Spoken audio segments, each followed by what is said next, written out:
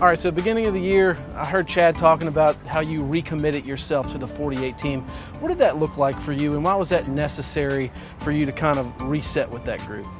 Yeah, you know, every year I kind of have that journey in the off season to figure out what I can do differently. So it wasn't that this season was the first time that's happened. I think Chad was just excited to see me continue that tradition in a sense, and the excitement that I brought. And it was largely around just creating a locker room. It's easy to have that locker room environment when you have success and everybody's high-fiving and all the fun's taking place and you're winning. But last year was a tough year, and this year's turned out to be a tough one so far. 48 plowed in that inside wall. To keep the energy in a space where people still stay creative. You know, there's a big part of creation and making these cars go and dreaming up setups and conversation, the whole energy that goes with that. That's just something that I felt like I haven't done well or haven't done my part as a team leader to create that environment in the tough times. So I got really focused on it over the offseason. I'm seeing more aggressive driving tonight out of Jimmie Johnson than I have all year. Jimmie Johnson's going to lead a lap For the first time this year? I think that's the first one he's led this year. So you talked about the struggle. It seems like to me you guys are at a point in the season where things are starting to turn. I know that the new Camaro is a big kind of wrench in the cog there a little bit, but when you come out of Charlotte with a top 5 finish, I have to imagine that builds confidence, and some of these other mile-and-a-half racetracks you guys are getting better at, and you can see that each week. So where are you guys at as a team right now? Well, we're getting stronger, and we're trying to stay patient with it.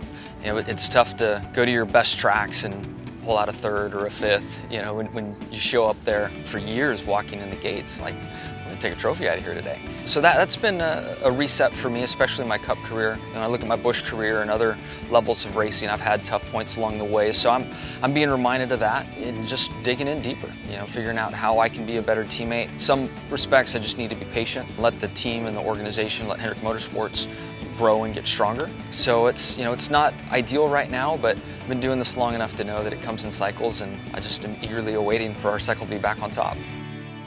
Your girls have seen you succeed, but now I guess you're kind of teaching them how to struggle a little bit and be humble with that. What's it like being able to show them and teach them along this journey that you're going through?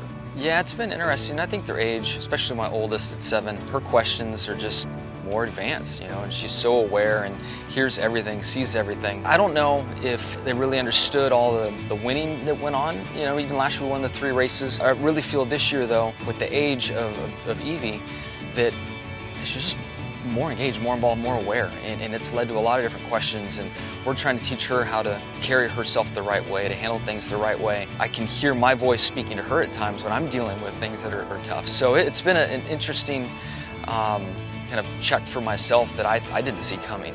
Jimmie Johnson, career win number 83, tied for 6th on the all-time list.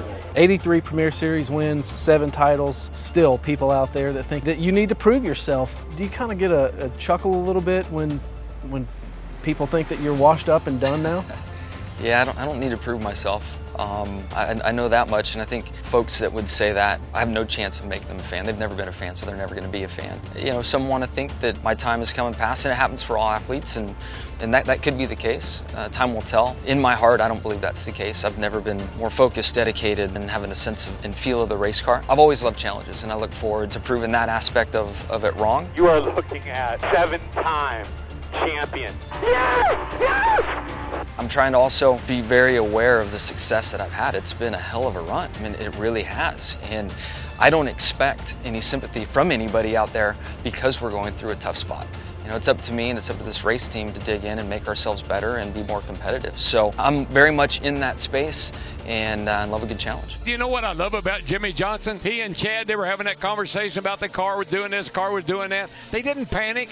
They just worked on it and got it where it's pretty darn good right now. Talk to me about Chad. You guys have been together from the start. Where do you guys stand now? I mean, it seems like you guys still bicker a little bit on the radio, but that's the way it's always been. You guys seem like you're stronger than ever.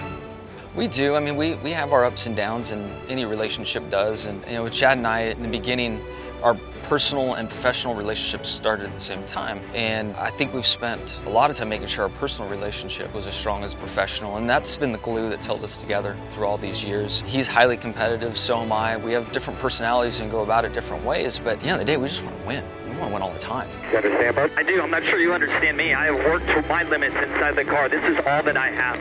Unless we come up with something else, this is all that I can do. That's right.